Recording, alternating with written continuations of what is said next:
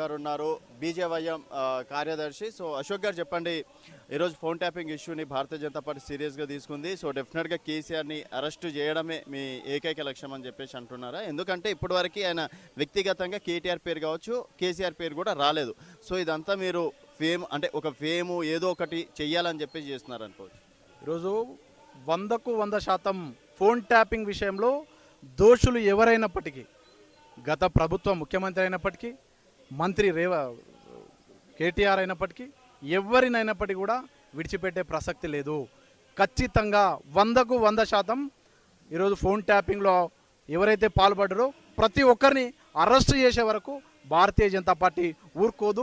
ఈరోజు phone tapping విషయాలు ఏదైతే తెరపైకి వస్తూ లుకలుకలు ఈరోజు టీవీలలో అన్ని రకాలుగా కూడా మేము ఫోన్ ట్యాపింగ్ చేసినటువంటి వ్యక్తులను అరెస్ట్ చేస్తాం అని చెప్పేసి ఈరోజు లోపాయికారి ఒప్పందం కుదిరించుకోవడం కోసం రేవంత్ రెడ్డి వారి యొక్క పేర్లను బయటికి తీసుకురాకుండా కాపాడుతుండని చెప్పేసి కూడా భారతీయ జనతా పార్టీ భావిస్తుంది.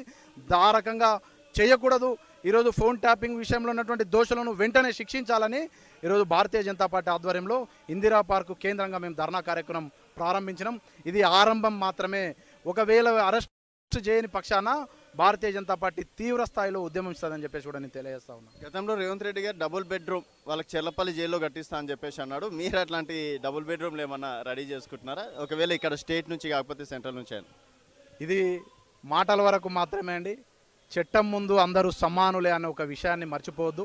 తప్పు చేసినటువంటి దోషులకు ఈరోజు చెర్లపల్లి జైలు కావచ్చు, తిహారు జైలు కావచ్చు, సాక్ష్యాలు ఉన్నాయని చెప్పేసి కూడా నేను తెలియజేస్తా ఉన్నా.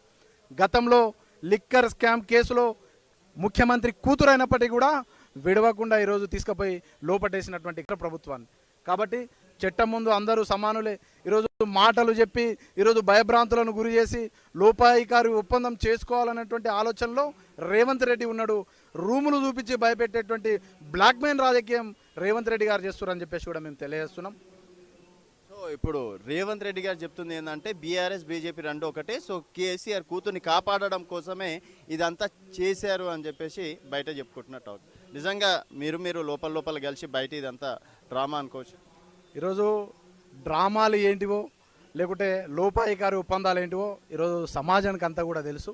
ఈరోజు డ్రామాలు చేయాలనేటువంటి ఆలోచన మాకుంటే ఈరోజు కేంద్ర ప్రభుత్వం తీసుకుపోయి లిక్కర్ స్కామ్లో ముఖ్యమంత్రి కూతురుని అరెస్టు చేస్తుండేనా అని చెప్పేసి నేను ఒకటి అడుగుతా ఉన్నా.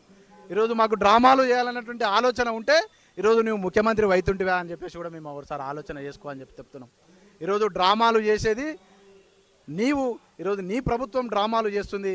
ఈరోజు 15 రోజులు అవుతుంది ఫోన్ ట్యాపింగ్ విషయంలో ఇక దోషులు అని చెప్తున్నావు. ఎందుకు ఈ రోజటి వరకు కూడా దోషుల పేర్లు బహిర్గతం చేస్తలేవు అని చెప్పేసి కూడా మేము అడుగుతా ఉన్నాం. ఎందుకు క్రియేటింగ్ చేసుకొని వాళ్ళను కాపాడాలనేది నీవా లేకుంటే కేంద్ర ప్రభుత్వమా? ఒకసారి ఆలోచన అయ్యి నీకు చేత కాకుంటే బేషరతుగా నువ్వు తప్పుకో, సిబిఐకి ఈ కేసు అప్పచెప్పు. ఈరోజు కేంద్ర ప్రభుత్వం దీన్ని మొత్తం కూడా నడిపించేటువంటి పరిస్థితి ఉంటుందని చెప్పేసి కూడా తెలియదు. అశోక్ గారు, మీరు గతంలో ఏబీపీ లీడర్గా ఉద్యమ సమయంలో ఎన్నో కార్యక్రమాలు చేపట్టడం అనేది జరిగింది కదా. ఇప్పుడు సోనియా గాంధీని చీఫ్ గెస్ట్గా పిలవడాన్ని మీరు ఏ విధంగా చూస్తున్నారు? ఈరోజు రేవంత్ రెడ్డి గారికి 6 సంవత్సరాలకు ముందు ఇదే సోనియా గాంధీని బలిరాక్షసి అన్నాడు. ఇప్పుడు 6 సంవత్సరాల తర్వాత ఈయనకు ముఖ్యమంత్రి పీఠం ఎక్కేసరికి ఆమె దేవత అయ్యింది. ఎట్లయిందో మాకు తెలుస్తలేదు. ఇది కేవలం రేవంత్ రెడ్డి గారి సొంత స్వలాభాల కోసమే ఆ రోజు రాక్షసి అని ఈరోజు దేవత అంటున్నాడు. నిజానికి కూడా నువ్వు తెలంగాణ ప్రజలపైన చిత్తశుద్ధి ఉంటే, నిజానికి కూడా నీకు తెలంగాణ ప్రజలపైన ప్రేమ ఉంటే 1200 మంది విద్యార్థులను బలి ఉన్నటువంటి బలి రాక్షసి అయినటువంటి సోనియా గాంధీతో రేపు జరగబోయేటువంటి ఏదైతే 2 తారీఖు నీ యొక్క కార్యక్రమానికి ముఖ్య అతిథిగా పిలవాలనుకుంటున్నావు కదా సోనియా గాంధీని, అదే సోనియా గాంధీతో నీవు 1200 మంది విద్యార్థుల 4 కోట్ల మంది తెలంగాణ ప్రజలకు క్షమాపణ చెప్పమను. మొదటగా నువ్వు చేయించాల్సినటువంటి పని ఏంటంటే 1200 మంది విద్యార్థులను బలిగొన్నటువంటి బలి రాక్షసితో ఈరోజు తెలంగాణ ప్రజలకు క్షమాపణ చెప్పి ఇది ఈరోజు తెలంగాణ పైన నీకు చిత్తశుద్ధి ఉంటే చేయాల్సినటువంటి పని చెప్పేసి నేను రేవంత్ రెడ్డి గారిని కోరుతా ఉన్నా. సో మొత్తానికి ఎంపీ ఎన్నికలు ఏ విధంగా ఉండబోతున్నాయి? ఇంకో 4 రోజులు అయితే రిజల్ట్ కదా. ఖచ్చితంగా ఈరోజు మెజారిటీ స్థానాలు భారతీయ జనతా పార్టీకి వస్తాయి. 17కు 17 గెలిచినా కూడా ఆశ్చర్యపోవాల్సినటువంటి విషయం కాదు. ఈరోజు 400కు పైగా ఏదైతే నరేంద్ర మోడీ గారు 400కు పైగా ఎంపీ స్థానాలు గెలిచి ఈ దేశానికి విశ్వగురు స్థానంలో ఉంటాడు. ఈ యొక్క దేశంలో నరేంద్ర మోడీ గారు శాశ్వత ప్రధానిగా ఉంటారని చెప్పేసి కూడా మేము భావిస్తా ఉన్నాం. ప్రస్తుతం మనతో పాటు అందెల శ్రీరాములు యాదవ్ గారు ఉన్నారు. మహేశ్వర్